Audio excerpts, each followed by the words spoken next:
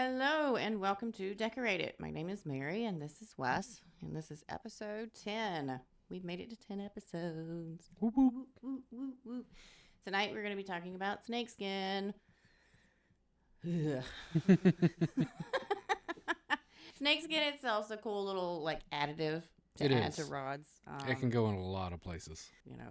You can put it on handles, Mm-hmm.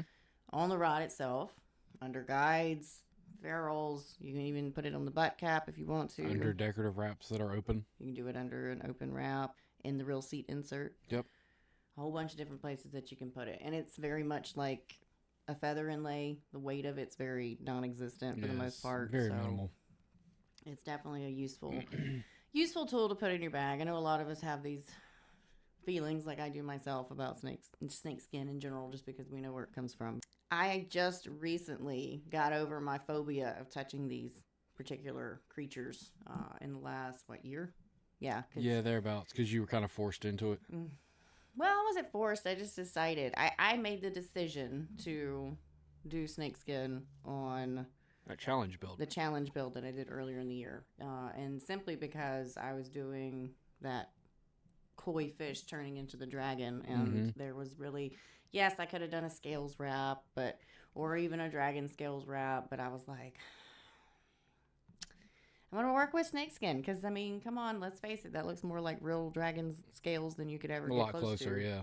We'll look through some photos first, and I'll try to describe for those that are listening what they look like. But once again, the Southern Rod Builders contributed to our show. So let's look at those without any further ado. First up, Bruce Mitchell, which I really appreciate this photo. Now, he's used, the turquoise teal kind of wind grips for his grips. He's done the snakeskin in the split grip, but he also added, which I was really, really kind of excited to see, this conch or ring or some type of jewelry right in the middle of that snakeskin. So I was like, ooh, I don't know what it is exactly because I didn't get a chance to ask him, but it looks really nice. It's like a silver, it's an oval with a turquoise piece that matches the wind grips and the thread he used to tie it off with perfectly. But it's just a nice little decoration to add to the middle of it. So it's kind of cool. Next up, Jared Taylor. Jared entered in this beautiful snakeskin where he used the snakeskin for the entirety of the wrap, which that particular pattern on that snakeskin, kind of cool. Looks like some reverse chevrons going on there. Yeah. I like the contrast of that one. Mm-hmm. It's very, very nice. Another one of Jared's, you can see that he put the snakeskin on the handle. Or it looks like he...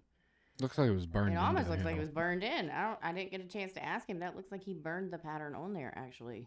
And if that's a burn, good job. Legit. That's really hard to do. We have Manuel Laura up next. Snakeskin, once again, for the wrap section. Not sure what particular snake that is. Can't tell by the pattern. I don't know them very well because I don't like know them well enough. I know if they're black or green, I don't kill them. If they're patterned with a diamond head, they're gone. Or that's about it. The corals. Stay away from the corals because they're, Yeah, I don't get beyond that. But once again, very neutral, everything. I'm not a snake lover. Not a snake lover. You do your thing. Stay away from me. Mark McKenna. So Mark and I actually got in a discussion. He used snake shed on this handle. And I put this photo in there because he put 3 of the same one. But look how perfectly dialed in he got that going around the top of it. That kind of looks like the same technique as a carbon fiber. I would almost guarantee he tried to use something similar. If I remember correctly, during that little comment back and forth that we had with each other, it took him almost a week to get this done because he had to go slow because it's a shed. And prior to this, to my knowledge, we were told that you couldn't use snake shed because it was too fragile, but he's obviously proved it wrong. But what he did was at the foregrip, at the top of the grip, he has completely pulled that snake shed down perfectly and cut it seamlessly. And that's the full photo of the snake skin on his handle. It looks really good. Beautifully done. It's straight, looks great. And then that's the other end that's going into the real seat, the butt of it. So he did really nice. Mark McKenna, once again, did really nice with that grip. Mine, this is the one I was talking about earlier, the International Challenge. So I took snake skin and I pulled the scales off of it using tape. Absolutely aggravating, but I got them off. And what I did was I wanted to change the color of the snake skin. and I wanted it to kind of amber from like a red to an orange to a yellow to kind of match up to koi scales that I was trying to do. And so what I did was actually painted the back of the snakeskin with just acrylic paint, just painted it. And it actually showed through enough to give it a hint of a change of colors. And then I went back and then crazily painted all of the scales in gold with gold in the tips of them. So I spent a couple hours painting the individual scales with gold. There were a lot of choice words said during that. Yeah, there was. There was a lot. And then I went on to do matching ferrules with it too, because this was a 2-piece rod. So I put the fades of that also on there as well. Michael Martin with some rattlesnake, I believe is what he said. Which, if I remember correctly, he has grips that almost mimic this on this rod too. Mike Rodman put in a ton of photos tonight, so that was awesome. He did a little short piece of the snakeskin right in front of the foregrip. Looks good, executed nicely. I like the detail in that skin. So this is a closer view of that same photo, and whatever version of that snake, it's got a few of the white scales on it, but then it also has a lot of the white with like almost polka dots in those scales and makes it kind of turn a little bit darker. But he trimmed it out really nicely with this darker green with some JTOBs, and looks really good. Another one that Mike did, another snakeskin. That one's a little bit darker. Can't really tell the pattern on it, but it does look really nice with the blank that design that he did, because it's like every couple of inches there's a white band almost that's going around it. This one was a nice one too. He put the snakeskin on there and he trimmed it out. Looks like one of those might be where the hook keeper is placed, and then trimmed it out also at the end of it, and then split grip as well. That's a cool snakeskin. It's very subtle. It matches that cork pretty good. That cactus cork. Another one of Mike's. Mike put in quite a few pictures tonight. We'll have to ask him what snakeskins he used. And then this is one that Mike did as well, but this is before it's trimmed out and epoxy's put on it. So you can see how the snakeskin, like the scales themselves, are sticking up a little bit. And that's actually when I started working with mine. Mark Krause actually told me pull the scales off because they'll lift with the epoxy and everything. And then it's hard as a booger to get everything to lay flat. And so I did. Philip Prater, he's got, I think that's Juma. Looks like it. For the handle, because it's the texture almost of like the snakeskin and stuff, and the actual snakeskin ahead of it. So he used purple Juma with the snakeskin, and then in the split he also has the snakeskin as well. That looks like Juma. Juma's a material, it's a handle material, right, for knives? Yeah, it's typically used for knife making. It has the texture of like dragon scales or snakeskin or something like that. So if you haven't used it before, you should check it out. It's really cool. It comes in a lot of different colors too. A lot of colors. And then this is a closer picture of Philip's work with the Juma and the snakeskin as well. And I put Ricky's last, and the only reason why I have Ricky's last is because it's not real snakeskin. This is a skin that he printed. I don't know if it's a decal or a water slide or maybe it's a vinyl. I have no idea. I just know that he said it was printed, and I didn't ask questions. I just said, sure, I'll allow it. So, snake shed. I actually got this idea off TikTok. You sent the video to me. Yeah. Because she was casting snake shed. She was casting snake shed in a dice. Yes, and a set of dice. She was taking it and she put mica powder on it. Now, mica powder doesn't just stick to snake shed. So what I had to do was, and snake shed is super breakable because it's dried out and really fragile. So I watered down black acrylic paint, like super watery, painted the snake shed in the sections that I needed to do it, because I tried to paint it all at once and let it dry and it didn't stick, so it had to be wet in order to get it to work. So I painted it in the sections and then took mica powder and started just patting it on there, and it stuck.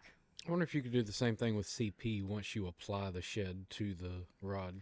Well, I'll get into that because this is a mess the way that I did it. Right. So I got all this stuff because I was just trying to see, okay, I'm just going to play with a couple colors, and I ombered it, or red to orange to yellow, just for fun. And I got it on a blank, but this was the messiest thing I've ever done in my life. The mica powder was going all over the place. It was bleeding all over the place. I applied the CP to the back of the skin just like you normally would, stuck it on there. Didn't have any issues with that, but the mica powder was just going everywhere. Yeah. So, in hindsight, I would try it with probably CP, Put it on there, let it dry, then put CP over top. and then put the mica powder where I wanted it to, Mhm. and then take a big fluffy brush and kind of brush off whatever extra was. Let it get kind of tacky, not Mhm. really wet, but where it'll still adhere to it, Yeah, just not sopping wet. and then brush it off and hope for the best.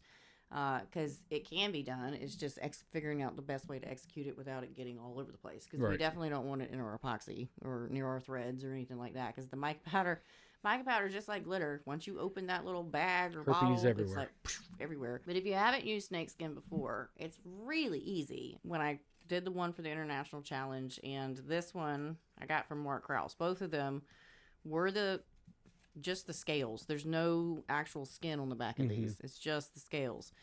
And the way that I had to do it was I had to rehydrate this thing and pin it down flat so I could work with it. And then I could flip it over. Now, I also did that so that I could paint the back of it because I did just this where I painted the back of it with the colors in order to get it the color I wanted it to. It's not going to show up super bright, but it's going to be kind of there. You know, like when I held it up to the light looking through it, it was like If amazing. you put it on a white background, it'll show up a lot better. Yes, but that blank was black, so it was like it darkened it, but you could still see the umber when you're looking at the whole piece. So I was happy with it. I also have pieces of people have gifted me things over the year. I've never bought a snakeskin because I just. But these actually have the skin on the back of them, and then I also got this one, this giant one. Y'all, I don't want to see the entire snake that this came off of because the piece we have is bigger than my face as far as width. And Mark has the other, like, 3/4 of this snake. Yeah. But this is something that came out of, I can't remember if it was Asia. It was somewhere in Asia, but I can't remember if it was, like, China or Japan. But they actually dyed the center part of this. This is not a Painted true, it. It's been painted some way, shape, or form. But somehow, however they did it, it doesn't bleed through to the back of the skin. So I'm still trying to figure out how they did that. But that's actually a real snake skin. What a freaking snake. And I've got some snake shed still. And I had another person on Instagram. He has a ton of snakes. And so he's got sheds all over the place. And I've got a big old envelope he sent me to play with stuff to try. It's not like the last envelope we were sent, is it? No, I haven't opened it, so I hope not. I hope it's just actually the sheds. Otherwise, it's incubating some nastiness inside of it. Well, I don't smell it, so we're one step ahead. We should be good, you know. But I haven't opened it. I just assumed that everything was fine because it was snake sheds. You know, there shouldn't be any issues with it. But I guess We'll find out. I guess I'm going to have to check that after we get off the podcast. Just make sure that I'm not growing any beasties inside of it. God, turkey. Nightmares for years.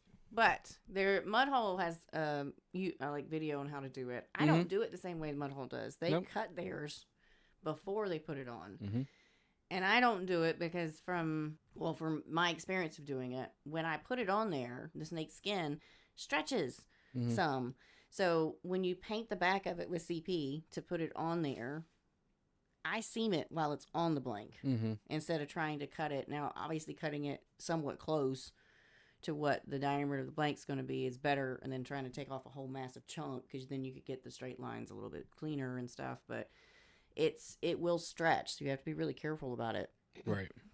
But you just place it on there with CP, and then once you get it on there, it's a fantastic idea to go over the entire thing with some sacrificial thread and just wrap the entire thing to get it to shrink down and stay down to the blank. And like I said, I removed the scales. I used double-sided duct tape and just pressed on it and just ripped them off to keep them from lifting. I don't know if everybody does that or not, but that first one was rattlesnake, and he said rattlesnake was the one that would give me the most problems. So anybody else has had experience with any other scales lifting, maybe you should just remove the scales. Because even if you take the scales off, the pattern's still there, and it still looks the same. You're just not going to have the lift. But no, it was defined. Like, was it? Yeah, it was defined. I could paint the individual scales. Well, I'm talking about like the texture of the scale itself. Well, if you're looking for texture, then no. I wouldn't take it off. That's what I was referring to. Yeah, if you're looking for the texture, I wouldn't know. But if you're looking for the pattern just to be there. Right. Options, but go over it, wrap it with some thread, and it'll stay down. Remove it once it's dried. and then you can go on about your life tying it off and then putting epoxy on it. Yep. And you're good to go. I know that when I was working with this shed, it's super fragile, and there's a lot of places in it that's ripped. And this in particular has a section. It's the, I could open it up to put it over a grip, but there are parts of the shed that's torn. Mm-hmm. So you would have to be really careful about how you stored them, salvaged them, wherever they came from. Well, and careful about everything about it, because one little, it's like... Yeah, and you accidentally, like, sneeze wrong while you're holding it, and you're going to rip it. Like, it comes just breaks right apart. If it gets stuck to something, it's going to rip. But I would think that you probably could, rehydrate it in water, or you can even probably just use CP, but then you've got a working time to play around with. So I'm not entirely sure on that process. But it will go floof. Don't floof that on me. That's about it for the snake skin, because like I said, it's pretty durable. As far as when you place it, be careful with it. If you're working with ones that have the actual skins, you don't really have to rehydrate this. It's pretty much just straight right to the blank. If you're working with just the scales portion of it that somebody sends you, then that's a little bit more difficult. You can paint the back of them, not an issue. It will show through, so we can now alter our hues of our snake scales a little bit. Obviously, the lighter scales are going to show the most color than the darker ones. A white blank or white background. You wouldn't even have to have a white blank. You could just paint the background. Just paint it white. And place it on there. Will make it pop a little bit more. But there is a lot of things that you can do with it that are kind of outside the box of what we normally would do. So, testing, try it out, see if it works. But I have been using this for various reasons and various ways that it's not designed to use it for. This is the CRB decal roller, and we also have the other interchangeable heads to go with it. So there's a set when you go to buy this. I have used it to smash down snakeskin or snake shed before. I have used it to actually roll out the cross points in some of my wraps since I got it, and because it does have a shrink tube coating on it, so it's not like a hard plastic that's going to rub across it or anything like that. It does have a form of rubber as a barrier. It's not tacky, but it's real smooth, so it doesn't do any damage to anything that you're like rolling it over, if you will. So if you've got some extra like cross points on your wraps that are kind of sticking up a little bit, then you will be able to actually roll them down a little bit easier. And because of the way that the tool's held or used, you can actually put more pressure on it than how I typically have been doing it with my packing tool and rolling it with two hands. I actually get more pressure on using that, because you can go up higher on it and actually press down. Yeah, you can apply as much pressure as you want to or not.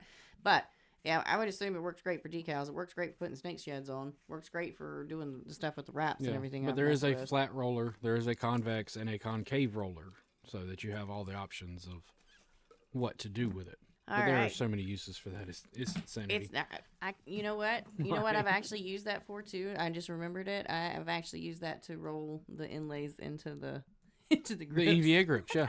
To like press them down in there. It was the Batman one that I was working on. I was like, and I was like, ooh, this actually works really well. Did you already ship that one out? The black one, yeah. That one was the test one to see if I could do it. No, that one's already been gone. Paid for, gone, delivered. And probably already built. So... All right, let's get to the fun part. So we are here to also thank our sponsors. So thanks to, I have to get this thing to go up, Foundation Outdoor Group. Appreciate everything that they do for us and also for the community. Yep. And we're not talking about a specific tool or anything tonight. We're actually going to be talking about... There's a holiday leftover sale. So all of their Black Friday sales and things like that, they're actually having blanks for $20, CRB and American Tackle blanks. They're having 99-cent rail seats. I mean, they're not the most elaborate ones, but they're 99-cent rail seats. You're not going to get that price often. There's also 50 to 75% off of some of the clearance guide sets. That's a deal in itself.